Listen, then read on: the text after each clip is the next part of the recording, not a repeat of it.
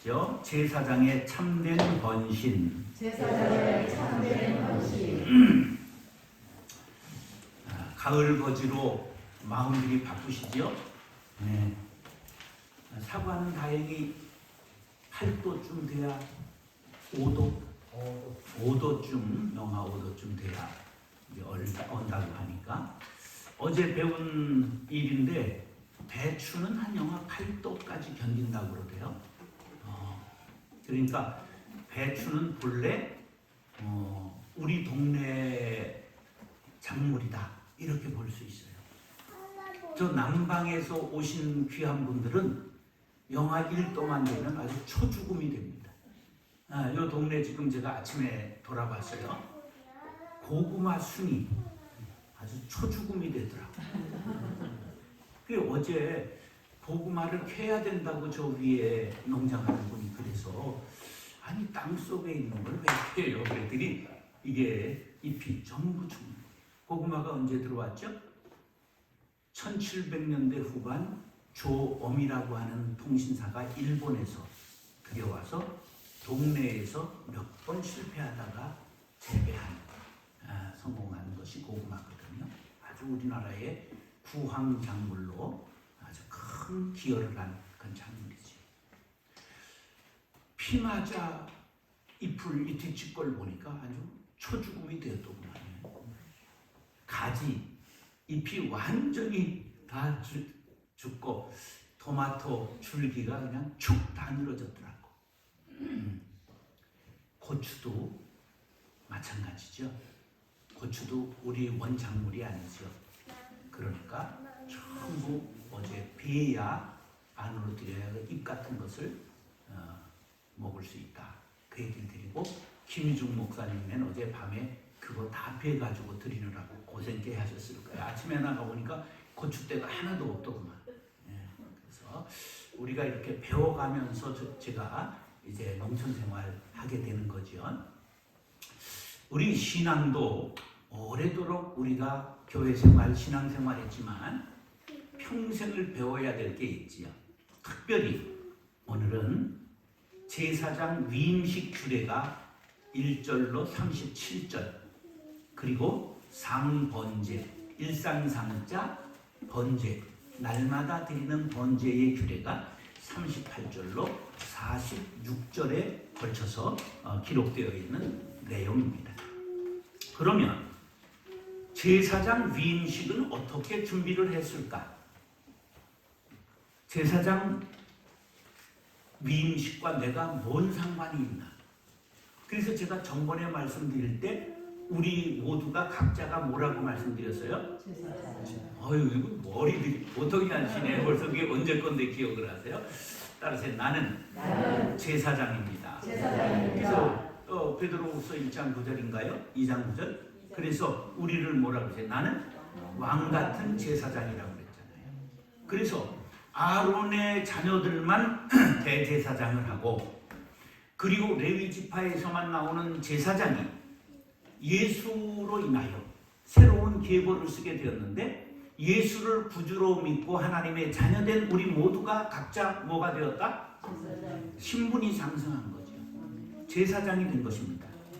그래서 제사장 위임식, 그러면 나의 지금 하나님 앞에 제사장으로 임직을 받는 기념식이다, 이렇게 생각하고 들어야 내게 은혜가 되지. 이게 뭔 나와 상관이 있어? 이게 3000년, 500년, 3700년 전 얘기 아니야? 이러면 아무 소용이 없는 거죠. 먼저 1절 3절에 보면 제물을 준비해라. 성경을 보면서 들으세요. 그러면 어린 숫소 하나를 잡고, 그 다음에 수장은 2마리를 잡아서, 그리고 무교병이 뭐예요? 이스트, 이게 교자가 발효할 교자입니다. 그래서 이스트를 말하는 거예요. 누룩을 말하는 거예요. 누룩 없는 떡, 무교병. 교자가 바로 발효할 교자야. 그래서 누룩 없는 떡, 누룩 없이 만든 과자, 누룩 없이 만든 전병, 맛있을까 맛없을까? 그거 벌써 우리 선윤이가 고개를 흔들잖아. 맛없다고. 맛없죠. 이거 그럼 왜 그걸 넣지 말라고 그랬을까? 누룩이 죄악을 상징하기 때문에. 죄의 전염성, 오염성, 확장성이 있잖아요. 죄라는 굉장히 빨리 번지거든요. 그래서 순수하다, 순수한 떡을 먹어라, 그런 의미로 제사 때 누룩 없이 떡을 만든 것이죠. 그 다음에 두 번째는 4절에 보면 회막문에서 제사장을 무엇으로 씻겼죠? 물로 씻겼어요. 그 다음에 옷을 입힙니다. 성의를 입히는데, 거룩한 옷을 입히는데 5절 6절에 보니까 속옷과 겉옷과 에봇과 흉패와 띠와 관과 관에 패를 붙였는데 여호와께 성결, 그렇게 써있는 패를 붙이게 되어 있었습니다. 그 다음에 네 번째로는 7절에 보면 머리에 무엇을 부었죠? 관유를 부었습니다.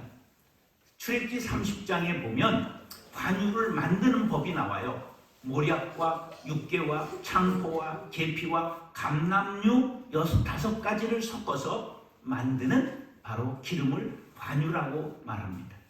그래서 머리부터 발끝까지 붓는 거예요. 기름을 머리부터 발끝까지 이게 내려오도록 붓는 의미는 뭘까? 이게 지금으로 말하면 성령 충만을 뜻하는 겁니다. 우리는 죄인이기 때문에, 우리는 더럽기 때문에 바로 제사장이 되기 위해서는 성령으로 예수의 보혈로 가리움을 받아야 됩니다. 그 다음에 5번째로는 아론의 아들들에게 옷을 입힙니다. 제사장, 대제사장 혼자 하는 게 아니라 제사장들이 수행을 해야 되거든요. 그렇기 때문에 아론의 아들들에게도 옷을 입히는 것이 8절 9절에 나와서 속옷과 띠와 관을 이제 입히는 것이 나옵니다. 6번째로 10절로 14절에 속죄제를 드리고, 7번째로 15절로 18절에 번제를 드리고, 19절로 28절에 화목제를 드렸습니다. 29절로 37절에 보면 자그마치 이 위임식 제사를 7일간 계속 드렸습니다. 자, 지금 제사장 위임식에 쓰인 3가지 액체가 나옵니다. 이게 중요합니다. 오늘의 이것이 이제 우리들에게 줄 상징적 교훈입니다. 첫 번째는 제사장을 무엇으로 씻겼습니까? 물로 씻어.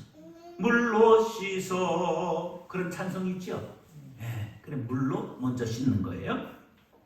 제사장의 더럽고 추한 옛 모습을 씻고 새롭게 변화된 존재로 하나님 앞에 서야 한다.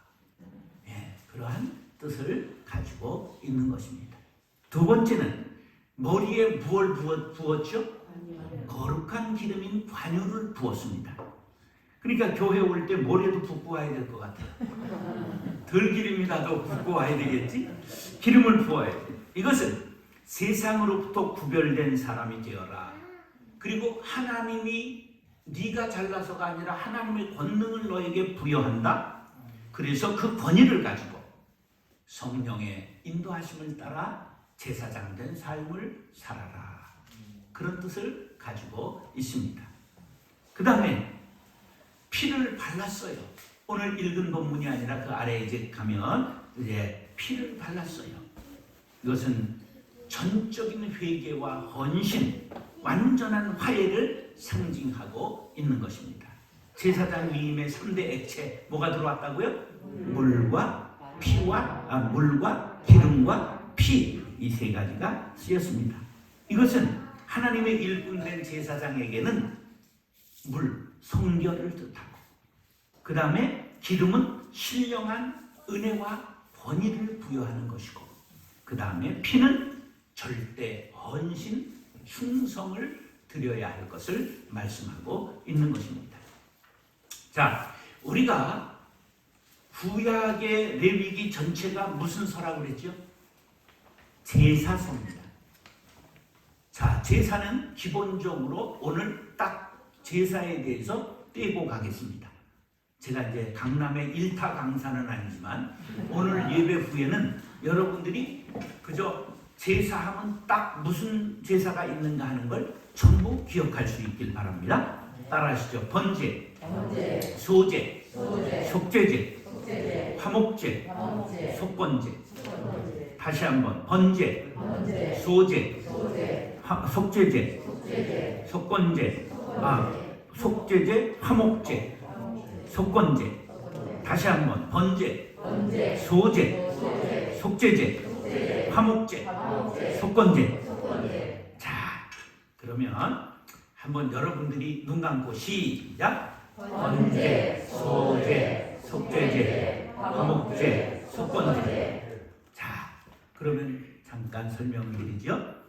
속이라고 하는 말, 속죄제 할 때 속이라고 하는 말, 이것을 대가를 치른다, 죄를 면하려고 돈을 지불한다, 이게 갓바칠 속이라고 그럽니다.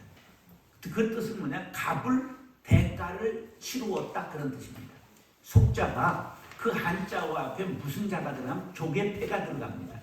조개는 옛날 한자를 처음 만들 옛날에 돈으로 쓰인 적이 있습니다. 역사에. 그래서 조개패가 들어가면 돈, 재물, 그런 뜻입니다. 그 돈을 바쳐서 죄를 갚는다. 보석금 내고 감옥에서 나오는 거 아시죠? 바로 그것이 속죄제입니다. 죄 문제를 해결해야 우리가 하나님 앞에 설 수 있는데 바로 속죄제라는 속은 그런 뜻이다. 그래서 우리가 속량받았다. 그건 뭐냐 하면 양은 뭐냐? 양은 죄인에서 양인, 정상인으로 돌아왔다. 그걸 속량이라고 합니다. 누가 속량의 대가를 치렀기 때문에 예수님이 그래서 속죄, 속량 그런 말을 구속 그렇게 쓰는 거예요. 예, 이 속자를 이해를 해야 되는데 한자 시대를 지나서 한자 무시하는 시대가 됐기 때문에 교회를 100년 다녀도 속죄에 대한 정확한 의미를 잘 모르는 거예요. 그러면 영어를 잘해서 영어를 하든지 히브리어를 잘하고 헬라어를 잘해서 원어의 뜻으로 이해를 하든지 해야 되는데 그것도 저것도 아니고 한글로만 해서는 정확한 뜻을 모른다. 그런 뜻이죠. 이게 다 한자어이기 때문에 그래요. 우리가 지금 쓰고 있는 명사는 95%가 우리 한자어이기 때문에 그렇습니다. 그래서 속죄제 이해하셨죠? 죄를 위하여 뭘 바친다? 값을 바친다. 우리의 죄를 위하여 예수님이 뭘 바쳤다? 죄 없으신 예수님이 피로 값을 치르셨다. 그래서 대신 속죄했다. 대속제물이 되셨다. 그런 말을 쓰게 되는 것입니다. 자, 그 다음에 번제라고 하는 건 참 재밌는데요. 번제는 건 태울 번자입니다. 재물을 불살라요. 그럼 연기가 어떻게 되겠어요? 하늘로 올라가면 하나님이 받으신 거예요. 그런데 헬라어로, 히브리 말로 번제라는 말이 재밌는 게 올라 그렇습니다. 올라간다에 올라하고 똑같아요. 발음이 희한하죠? 번제는 올라가는 겁니다. 하나님 앞에 불태워 우리를 드리는 것입니다. 충성과 헌신을 뜻합니다. 화목제는 뭐냐? 하나님과 화목. 그래서 감사제, 서원제, 자원제 이런 얘기가 나와요. 성경에. 감사제사. 그 다음에 서원하는 거 있죠. 내가 이렇게 살기를 원합니다. 이렇게 서원하는 것. 서원제, 자원제. 기쁨으로 자원해서 드리는 제사. 이런 것들을 요건 다 화목제에 속합니다. 자, 화목제에 속하는 세 가지를 말해보시오. 감사제, 서원제, 자원제. 이건 따로 있는 제사가 아니라 바로 화목제 속에 들어있는 감사제, 서원제, 자원제가 있다.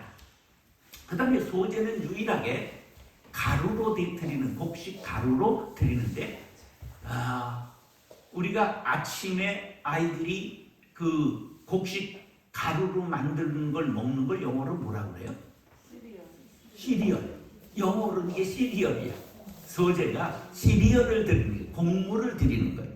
그래서 순수한 희생과 봉사를 상징하는 것이죠. 그 다음에 이제 속건제라는 게 있는데 이 속은 알았잖아요. 값을 바치는 거예요. 근데 건이 뭐냐 하면 허물건자예요. 허물건, 죄가가 있는 죄가건이에요. 그 허물을 어떤 허물이냐? 성전의 성물, 성막의 성물, 교회의 성물을 훼손했거나 훔쳐갔거나 빌려갔는데 망가뜨렸거나 성물을 훼손한 것, 그 다음에 남의 물건을 범한 죄, 그걸 배상하는 것입니다. 성경엔 20%를 더한다. 5분의 1을 더하라. 그런 제사가 뭐라고요? 속건제다. 그래서 이게 5대 제사입니다. 자, 5대 제사를 말해 보시오. 첫째, 속제제, 번제, 화목제, 소제, 속건제. 예. 그래서 외우는 방법은 본인들이 한번 잘 이렇게 말을 만들어도 돼요. 뭐 가나다 순으로 만들든 입에 붙는 것으로 하든. 그러나 이 5대 제사가 있다고 하는 것. 그 다음에 우리 화목제 안에 3가지가 꼭 붙어 있는데 감사제, 서원제, 자원제가 화목제 이게 안에 들어 있는 것이다. 그런데 오늘 본문 이 29장만 읽다 봐도 이상한 제사가 나와요. 화제, 요제, 거제, 전제. 이건 뭐냐? 이것은 제사를 드리는 4가지 방법입니다. 그러니까 이런 것들을 한자를 모르면 이게 전혀 헷갈리게 되는 거예요. 자, 화제는 불태워 드리는 제사. 대부분의 제사가 불태우잖아요. 그 번제, 불태우는 번제. 자, 그 다음에 요제가 뭘까? 지상에서 요람에서 무덤까지 이런 말 들었어요? 복지를 얘기할 때 요람이 뭐예요? 애들, 아기들 흔드는 것을 요람이라고 그러잖아요. 흔들어서 태우는. 그 요가 흔들 요자예요. 제사를 드릴 때 제물을 흔들었다가 드려요. 형식을 말하는 거예요. 태우는 형식, 그걸 뭐라고 말한다? 화제. 흔드는 형식 뭐라고 말한다? 요제. 거제가 있어요. 들 것자야. 거수. 손을 드는 것 거수. 들 것. 그래서 거제. 제사장이 넓적다리를 들어가지고 이렇게 3번을 하나님 앞에 이렇게 드리는 예식을 거행하는 거예요. 이것을 거제. 하나가 더 있죠? 전제. 전제는 뭐냐? 제사 지낼 전제인데 이건 그냥 연상을 위해서 주전자에 있는 액체를 따르는 것을 뭐라고 말한다? 전제라고 한다. 주전자, 전자는 한자가 다릅니다. 앞전자에 불화자가 밑에 있는 걸 주전자의 전자라고 그러는데, 그러나 연상을 위해서 주전자에 있는 액체를 따르는 거, 포도주 이런 걸 따라서 드리는 제사를 뭐라 한다? 전제라고 한다. 제사의 4가지 형식을 따라서 4가지가 있다. 첫째 뭐라고요? 화제, 요제, 거제, 전제가 있다. 그러니까 지금 제사에 대한 것이 몇 가지가 나왔냐면 12가지 이름이 나왔어요. 그러니까 이렇게 정리를 하지 않으면 평생 예수를 믿어도 이게 읽으면 헷갈리고 모르잖아요. 그래서 우리가 이렇게 꼭 정리를 하고 가야 된다. 언제 내가 물을지 몰라요. 설교하다가 조는 것 같은 사람은 딱 물어서. 예. 자, 그런데 38절로 46절에는 번제는 번제인데 일상상자를 넣어서 상번제 규례를 말하고 있습니다. 이건 뭐냐 하면 제사장들이 아침과 저녁으로 번제를 드린 것을 상번제라고 말합니다.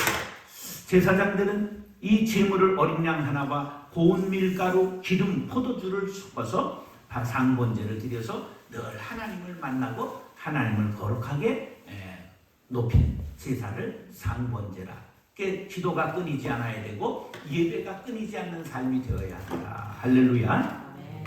근데 10절에 보면 중요한 개념 하나가 나와요. 10절 한번 찾으셨어요? 오늘 9절까지 읽었잖아요. 10절. 자, 찾으셨으면 다 같이 시작. 너는 숫송아지를 회막 앞으로 끌어오고 아론과 그의 아들들은 그 송아지 머리에 안수할지며. 자, 지금 제물을 죽이기 전에, 불사르기 전에 끌고 온 제주가 어디다 손을 얹어요? 제물 위에, 짐승 위에 손을 얹어요. 따라서 전가. 죄의 전가. 전가라고 하는 건 뭐냐 하면, 이게 불을 전자와 시집갈 가짜인데, 이거 시집갈 가짜는 첫 번째 뜻이고, 그 두 번째 뜻에 뭐가 있냐면 또 넘길 가짜예요. 계집 여자에 집가짜를 하면 또 넘긴다, 그런 뜻이 있단 말이에요. 시집갈 가짜기도 하고, 그리고 또 넘긴다. 죄를 남에게, 요새 뭐라 그러지? 그걸 뭐라 그럴까? 피박을 씌운다 그럴까? 그래서 남에게 덮어 씌우는 걸 말합니다. 전가라는 게 뭐라고요? 남에게 덮어 씌우는 거예요, 죄를. 그래서 잘못이나 책임을 남에게 떠넘겨 덮어 씌우는 걸 전가라고 그래요. 제사 드리는 사람의 죄를 누구에게 덮어 씌워요? 송아지에게, 그 염소에게, 양에게. 바로 이것이 하나님께서 우리의 죄를 예수님에게 전가시키기 위한 예고편들을 보여주신 거예요. 그래서 예수님이 전부 우리의 죄를 덮어 씻으셨기 때문에, 그래서 하나님이 그냥 양어깨 인류의 저주를 받으신 예수님을 참아보지 못해서 하나님이 예수님을, 십자가에 달리신 예수님을 고개를 외면해요. 돌리셔요. 그래서 아버지요, 아버지요, 엘리 엘리 라마 사박다니, 어찌하여 나를 버리시나이까. 바로 그것이 절규가 나오게 되는 것이, 우리의 죄가 누구에게 전가됐기 때문에 예수님께, 바로 양과 소에게 전가되던 그 제사법이 바로 예수님이 인류의 어린 양이 되셔서 우리의 죄를 전가, 우리가 그걸로 다 보냈기 때문에 그렇게 명언하시게 된 것이다. 할렐루야. 그러면서 20절에 보면 수장의 피를 제사장에게 발라요. 20절 중요합니다. 찾으셨어요? 20절 시작. 너는 그 수장을 잡고 그것의 피를 가져다가 아론의 오른쪽 귓뿌리와 그의 아들들의 오른쪽 귓뿌리에 바르고 그 오른손 엄지와 오른발 엄지에 바르고 그 피를 제단 주위에 뿌리고. 할렐루야. 예, 오른쪽 귓뿌리 여기에다가 피를 발랐어요. 여기. 그 무슨 뜻일까? 하나님 말씀에 청종해라. 청종엔 듣고 순종하라, 그런 뜻입니다. 그 다음에 오른쪽 엄지에 발랐어요. 여기에다 피를 발랐어요. 뭘 뜻할까? 성직 임무를 성결하게 수행해라. 오른쪽 발에다가 발랐어요. 엄지에다가. 너의 발걸음이 가지 않아야 될 것을 가지 마라. 내 눈이 보는 것을 조심해. 이런 거 하잖아요, 어린애들. 바로 내 발이 가는 것을 조심해. 부정한 것을 출입하지 말아라. 성결한 발걸음으로 살아가라. 그런 교훈이 담겨 있는 것입니다. 자, 그럼 이제까지 성경 해설을 한 거예요. 그것을 가지고 오늘 우리에게 주시는 하나님의 교훈 3가지를 정리하겠습니다. 따라하시죠. 제사장 된 성도들은, 모든 성도들은 중생 체험을 해야 합니다. 자, 4절 본문 읽겠습니다. 4절입니다. 시작. 너는 아론과 그의 아들들을 회막문으로 데려다가 물로 씻겼어요. 아론과 그 아들들을 제사장으로 위임하기 위한 식에 앞서서 물로 깨끗이 씻기라고 하나님은 말씀하고 있습니다. 성소 입구에 들어가기 전에 번제단이 있는데, 그 번제단 사이에 뭐가 있냐? 물두멍이 있습니다. 물두멍은 뭐냐? 물이 들어가는 큰 대야입니다. 노수로 만든 큰 대야가 있는데, 그 물을 퍼서 위임식 전에 온 몸을 씻게 했습니다. 그 후로는 성소에 출입을 할 때 손과 발만 씻으면 됩니다. 혹시 요한복음 13장 예수님께서 세족식을 할 때 베드로가 했던 말 생각납니까? 나는 어떻게 예수님 선생님이 내 발을 씻습니까? 내가 씻어야지. 안 됩니다. 그랬더니 그럼 너와 나는 상관이 없다. 그러니까 머리를 치밀면서 다 씻어주세요. 그리고 성질 급한 베드로가 그럴 때 아니다.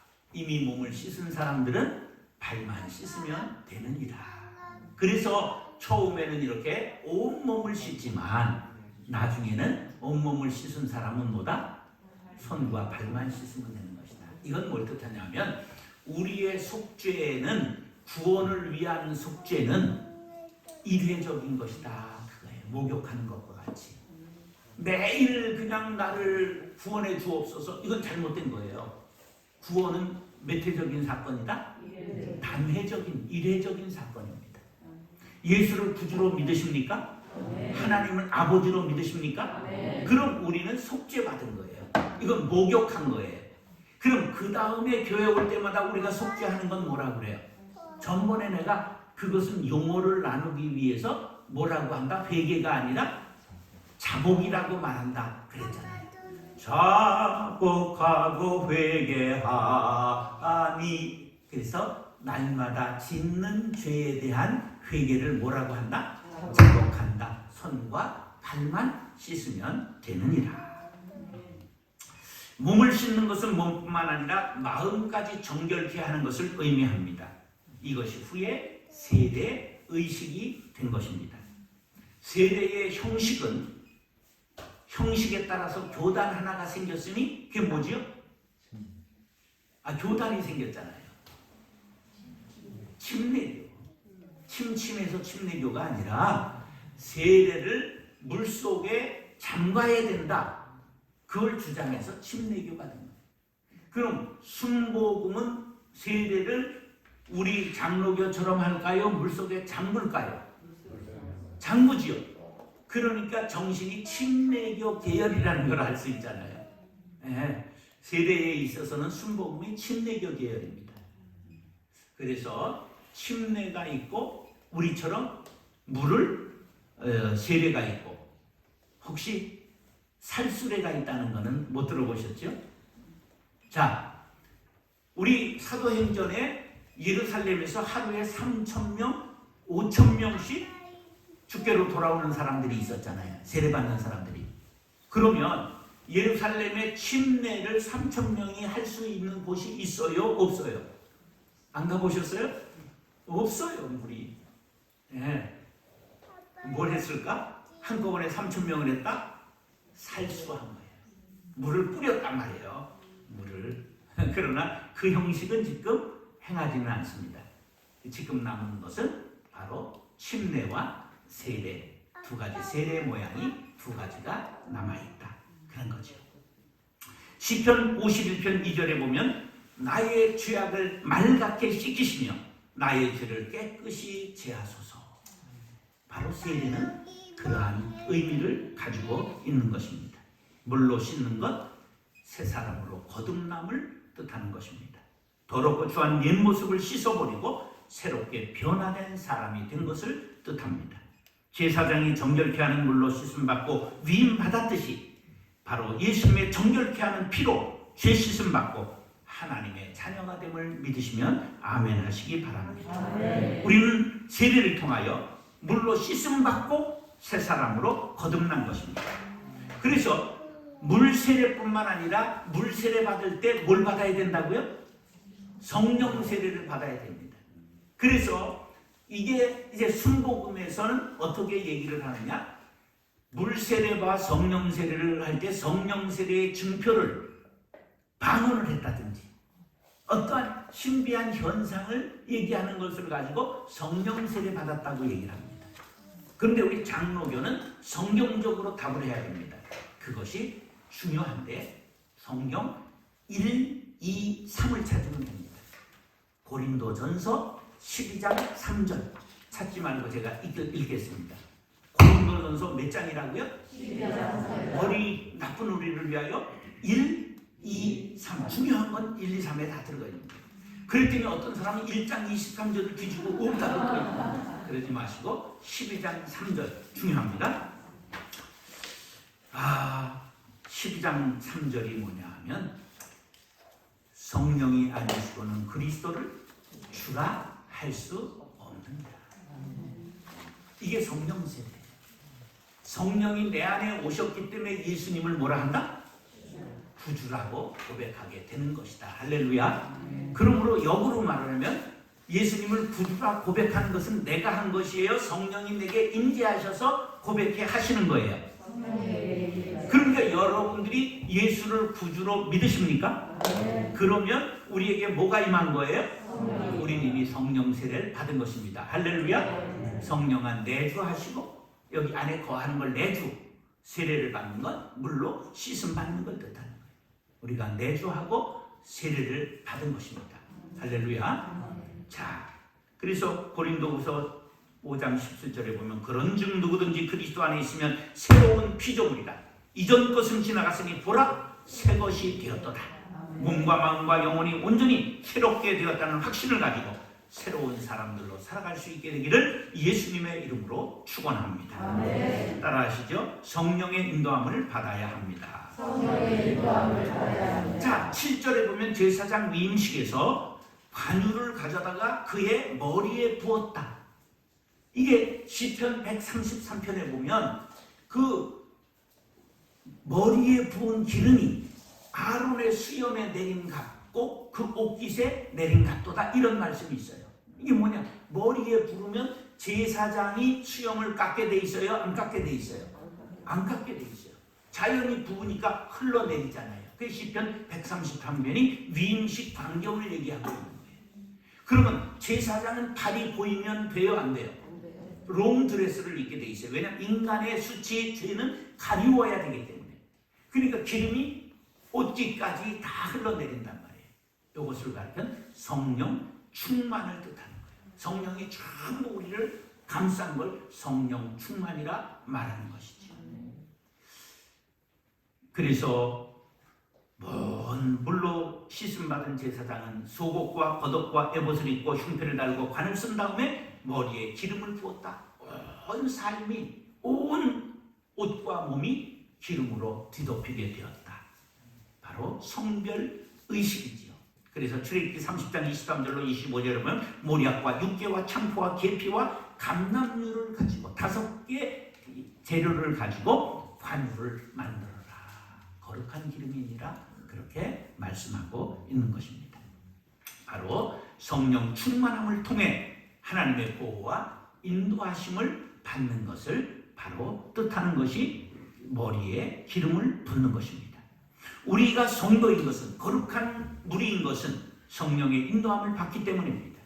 예수를 구주로 고백하는 자는 성령이 임재한 것이라고 말씀드렸습니다. 고린도전서 12장 3절 그러므로 내가 너에게 알리노니 하나님의 영으로 말하는 자는 누구든지 예수를 저주할 자라 하지 아니하고 또 성령으로 아니하고는 누구든지 예수를 주시라 할 수 없느니라. 할렐루야. 예수를 구주로 고백하는 자에게 하나님의 성령이 내주하시고 그렇게 될 때 성령의 이끌림을 받게 되는 걸 인도하심을 받는다고 말합니다.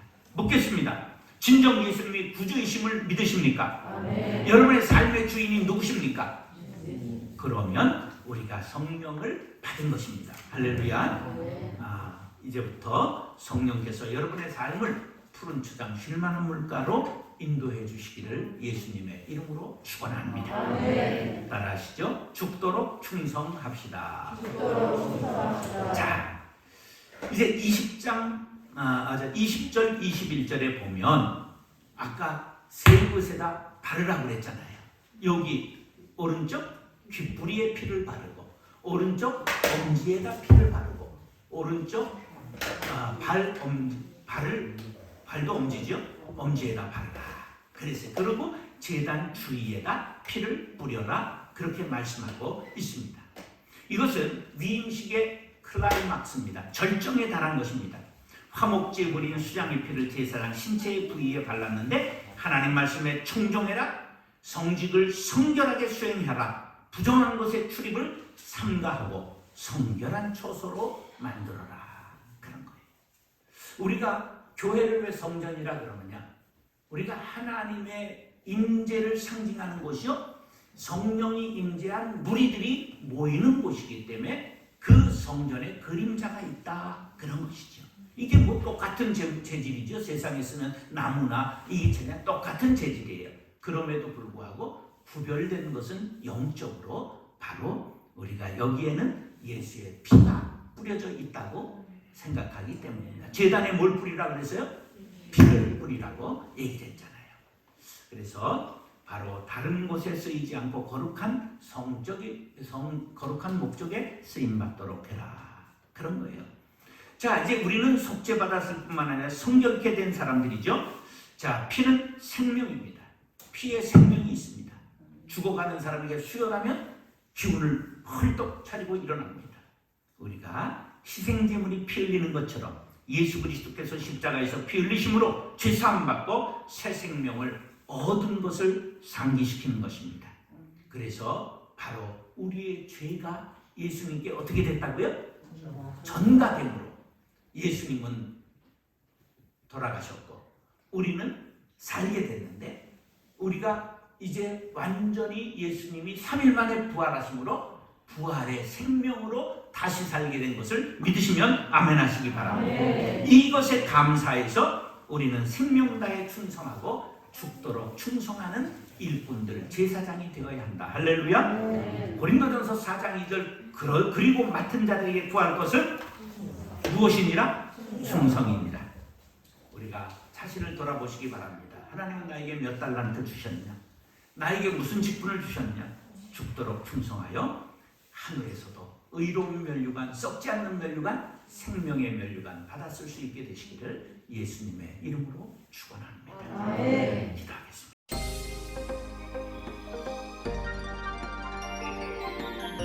사랑하고 존경하는 형제 자매 여러분, 오늘은 크로스로드 사역에 추가한 복음 앱 운동에 대해서 말씀드리겠습니다. 현대는 스마트폰을 사용하는 시간이 더 많아졌습니다.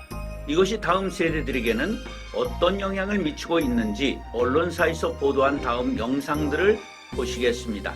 미래창조과학부에 따르면 청소년의 스마트폰 사용량은 하루 평균 7.3시간으로 일반 이용자보다 2배가량 높은 것으로 집계되었고, 인터넷 중독률과 비교했을 때도 스마트폰 중독률이 더 높은 것으로 나타났습니다. 이 사용이 과하지 않은 또래에 비해 반응의 정확성이 5분의 1 수준입니다. 청소년들을 위협하는 음란물과 성매매 창구로 변질됐다는데요. 스마트폰으로 음란물을 본 적 있는지 중학생들에게 물어봤습니다.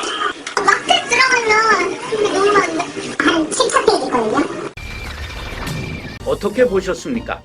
다음 세대에게 미치는 스마트폰의 문제들이 심각하지 않습니까? 향후 가상현실과 증강현실, 인공지능을 기반으로 하여 더욱 더 세상적, 정욕적, 마귀적, 비성경적 콘텐츠를 양산할 것이며 영혼을 파괴시킬 것입니다. 이에 크리스천 자녀들을 보호하는 대안은 무엇일까요? 모든 문제의 답은 성경으로 돌아가는 것입니다. 이 문제 역시 성경적 복음 앱을 개발 보급하여 영적, 지적, 정서적으로 피폐시키는 악성 앱을 대체하는 것입니다. 성경으로 놀게 하는 것이지요. 이 일이야말로 다음 세대를 향한 모든 성도들의 시대적 사명입니다. 크로스로드 복음 앱 운동에서는 다음과 같이 이 사명을 감당하고자 합니다. 첫째, 이미 개발되어 있는 복음 앱을 선별하여 다음 바구니에 담아 추천하고 있습니다. 다음 바구니에는 성경, 찬송, 묵상연구, CCM, 어린이, 미디어, 교회 자료 등의 카테고리로 분류하여 신앙생활에 유익한 50여 종의 복음 앱이 담겨 있습니다. 둘째, 성경적 복음 앱을 개발 보급합니다. 첫째, 라크마 365입니다. 매일 성경 한 절씩을 한글, 영어, 일본어, 중국어로 암송할 수 있도록 텍스트와 음원이 탑재되었습니다. 두 번째, 성경 목록 게임. 성경 66권의 목록을 노래와 함께 게임으로 암송할 수 있는 앱으로 한글, 영어, 일본어, 중국어, 몽골어 5개국어로 만들었습니다. 팔복이 세 번째입니다. 마태복음 5장의 팔복을 음성으로 들으며 팔복을 연상할 수 있는 아이콘 16개를 연결하여 암송할 수 있도록 만든 게임입니다. 네 번째, 카르포스입니다. 성령의 9가지 열매를 아이콘으로 표현하고 같은 아이콘을 다양하게 연결하면서 음원을 들으면 저절로 성령의 9가지 열매가 암송되는 게임입니다. 5번째, 성경 엄지족입니다. 6번째, 성경 멸류관 게임입니다. 7번째, 성경 십자말 게임입니다. 개발된 복음 앱은 교회에서, 수련회에서, 각종 행사에서 다음 세대뿐만 아니라 모든 성도들을 대상으로 활용하면 스마트폰을 은혜의 도구로 만드는 디딤돌이 될 것입니다. 성경에는 영적, 지적, 정서적으로 유익한 복음 앱을 만들 수 있는 소스들이 무궁무진합니다. 넷째, 크로스로드 복음 앱은 가능한 모든 선교지 버전으로 만들어 세계 선교에 기여할 계획입니다. 넷째, 다음 세대가 4차 산업혁명 시대의 주인공이 될 수 있도록 교육 프로그램을 운영합니다. 5째, 크로스로드에서는 미디어 중독 예방과 치유를 위한 프로그램을 운영합니다. 복음앱 운동 사역은 시대적으로 아무리 강조해도 지나치지 않는 사역이지만 모든 성도가 운동에 참여하지 않으면 아무 소용이 없습니다. 복음앱 운동에서 개발된 모든 앱에는 카톡, 페이북, 트윗 등 SNS로 주위에 알릴 수 있는 공유 기능이 있습니다. 주변의 성도들에게 많이 알려서 모두가 스마트폰을 은혜의 도구로 사용할 수 있게 합시다. 또한 성도 여러분의 기도와 성원은 감사, 감격, 감동의 감바구니가 감탄이 절로 나오는 바구니로 만들어져 가게 될 것입니다. 그래서 다음 세대를 비롯하여 성도들의 신앙을 파괴하려는 사탄의 괴계를 무너뜨리고 반드시 스마트폰을 은혜의 도구로 만들겠습니다. 우리 모두가 한 마음으로 참여합시다.